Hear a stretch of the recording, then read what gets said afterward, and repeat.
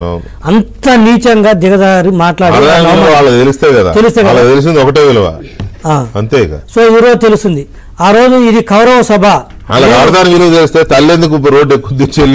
వెంకటకృష్ణ గారు మీకు ఒక పాయింట్ చెప్పనా, తన తల్లి జగన్మోహన్ రెడ్డి గారి తల్లి తనకు ఓటేయలేదు ఎన్నికల్లో తెలుసా? అమెరికాలో పోయి కూర్చుంది, కూతురికి సపోర్ట్ చేసింది. పైగా కూతురికి సపోర్ట్ ఫస్ట్ టైం తన పులివెందలో తన తల్లి తనకు ఓటేయకుండా పోయి అమెరికాలో కూర్చుంది. ఇక ప్రజలు ఎట్లా వేస్తారు అనుకున్న ఓట్లు తనకి?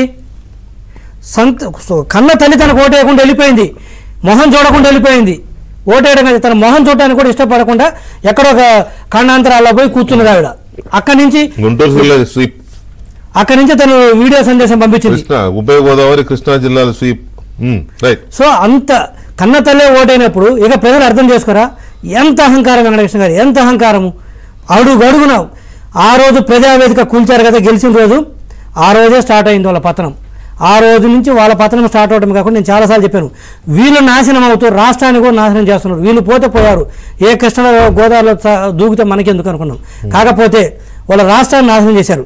ఈరోజు ఆర్థికంగా కావచ్చు, మిగతా రకాలు కావచ్చు, మళ్ళీ కనీసం 10 సంవత్సరాల పడుతుంది ఈ రాష్ట్రాన్ని గాడిలో పెట్టాలంటే చంద్రబాబు నాయుడు గారు.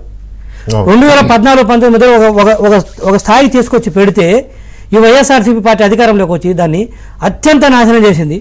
మళ్ళీ ఇప్పుడు 10 సంవత్సరాలు పడుతుంది గాడిలో పెట్టాలంటే. రైట్. ఒక్కసారి మనం ఏపీ పొజిషన్ చూద్దాం. మనం ఏపీ రౌండ్ అప్ ఎలా ఉంది అనేది ఒకసారి రామారావు ఎలా ఉంది? ఏపీకి సంబంధించిన జిల్లాల వారీగా కూడా రౌండ్స్ అప్స్ వస్తున్నాయి కదా, కొన్ని జిల్లాలే స్వీప్ చేసేసింది కూటమి. వాటిల్లో ఉభయ గోదావరి జిల్లాలు, అలాగే కృష్ణా జిల్లా, గుంటూరు జిల్లాలో 17కు 16 అండ్ ప్రకాశంలో స్వీప్ అనుకుంటా, అండ్ నెల్లూరులో 10కి 9 ఇట్లా జిల్లాలే తుడిచేస్తుంది కదా. ఏం లేటెస్ట్ అప్డేట్స్ ఏంటి? వెంకటకృష్ణ, ప్రస్తుతం మనం తెలుగుదేశం సెంట్రల్ ఆఫీస్లో ఉండే వార్ రూమ్లో ఉన్నాము.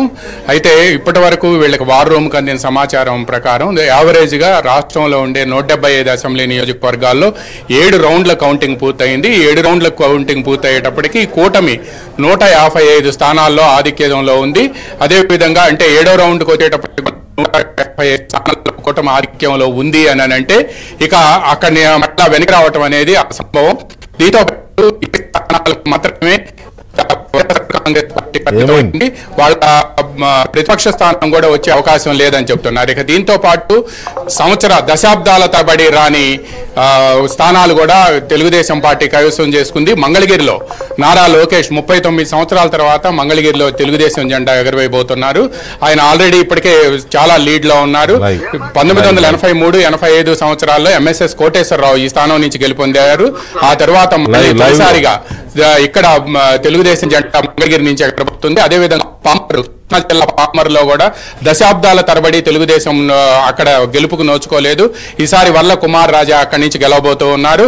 అదేవిధంగా గుడివాడలో అరాచకం రాజ్యం వెళ్ళటమే కాకుండా గడ్డం గ్యాంగ్ చేసిన అరాచకానికి గుడివాడ ప్రజానీకం బీతిల్లింది. అందుకనే మొదటి రౌండ్ నుంచి కూడా గుడివాడలో తెలుగుదేశం పార్టీ ఆధిక్యం కనబరుస్తుంది. దీంతో పాటు గన్నవరం, రాష్ట్ర వ్యాప్తంగా అందరూ ఎదురు చూస్తున్న గన్నవరంలో కూడా వైఎస్ఆర్ కాంగ్రెస్ పార్టీ తుడిచిపెట్టుకుపోయింది.